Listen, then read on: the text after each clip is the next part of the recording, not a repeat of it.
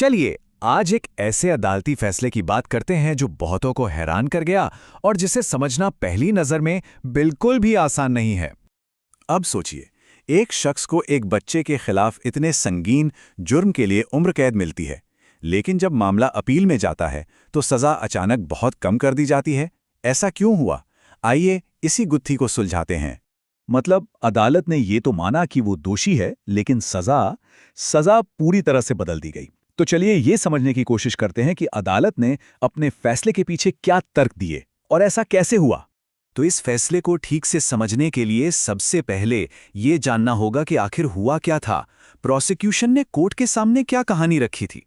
तो प्रोसिक्यूशन का केस इन्हीं घटनाओं के इर्द गिर्द बुना गया था, जो कि वाकई में बहुत परेशान करने वाली हैं।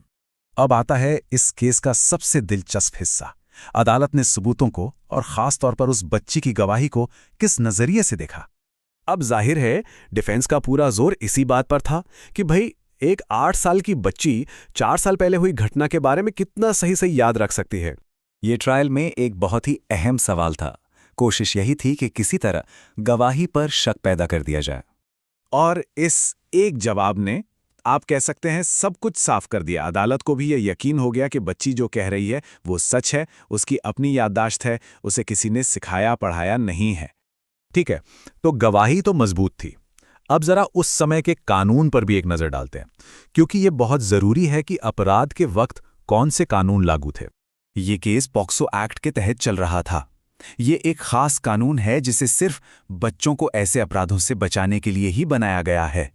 तो मतलब साफ था, उस समय के कानून के हिसाब से जज के पास सजा तय करने का एक दायरा था। वो कम से कम 10 साल की सजा दे सकते थे और ज्यादा से ज्यादा उम्र कैद। तो कई साल बीत गए और मामला पहुंचा हाई कोर्ट, और यहां पर बहस का रुख थोड़ा बदलने लगा। तो हाई कोर्ट ने सबसे पहले एक बात बिल्कुल साफ कर दी। उन्होंने निचली अदालत के फैसले को सही माना और कहा कि हां, आरोपी दोषी है, इसमें कोई शक नहीं।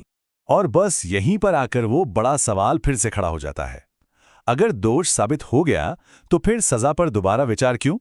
तो चलिए अब देखते हैं कि अदालत ने सजा कम करने के पीछे आखिर क्या वजहें बताईं। अदालत ने कुछ चीजों पर गौर किया।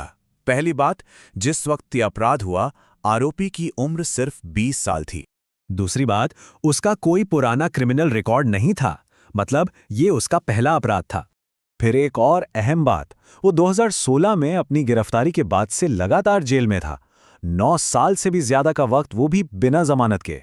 और आखिर में कोर्ट को कुछ सर्टिफिकेट्स दिखाए गए। इनसे ये पता चल रहा था कि जेल में उसका बर्ताव अच्छा रहा है, उसने खुद को सुधारने की कोशिश की है, पढ़ाई लिखाई के प्रोग्राम्स में भी हिस्सा लिया है।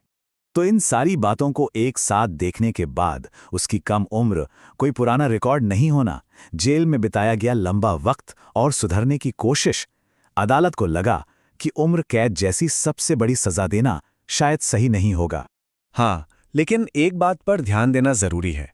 सजा को उम्र कैद से घटाकर 12 साल तो किया गया, पर यह सजा भी कानून में जो कम से कम 10 साल की सजा का प्रावधान है, उससे ज्यादा ही है।